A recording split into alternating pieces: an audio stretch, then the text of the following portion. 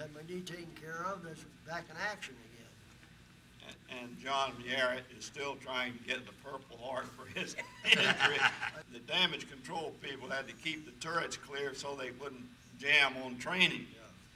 Keep them out of there so they could be free to train without worrying about that. And it was when he was doing that he got banged about.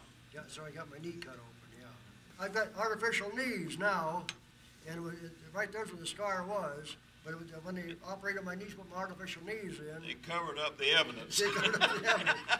I'm only 81. I'm just still a kid. But maybe someday. All you really wanted is to be putting the hurt in the casket there with you. You know, all you got to do is draw blood to get a Purple Heart. And most of our guys, when we get hit, they lose limbs, and they get a lot of burns, especially on the top side. You go to the sick bay. The sick bay is only so big when you do get a small hurt like you got. You got guys down there with no legs and they're operating, doing this. You feel like you're about this high, you know, going asking for a Purple Heart. So a lot of guys. That's the reason a lot of Navy men never fool with Purple Hearts.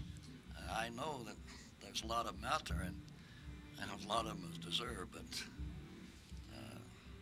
if you had something minor wrong with you, you didn't ask for a Purple Heart.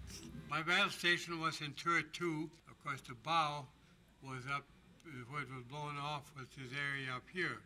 So we got, being this far forward, we got the real impact. What's amazing, of course, is that no one was killed or even injured in that, as far as I know. What we're telling you about the torpedo, there was nobody killed in that attack. And, but from there on, the rest of the war, some pretty terrible things happened. Us three guys were in the 6-inch turrets, and we had heavy armor around us, you know. And like Elmer there, those guys were out on deck on the 40 millimeters, 20 millimeters, and they were really exposed to, with no protection whatsoever, except for some shields on the guns, right? Yeah. I can imagine how you would sweat because of the unknown. You hear them babies just blasting away, and you guys. You see, I would have died right there.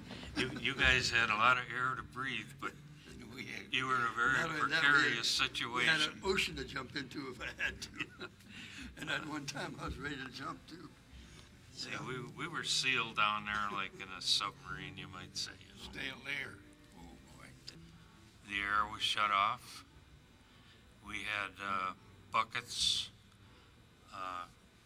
2-3 gallon buckets sitting down there where we could relieve ourselves in.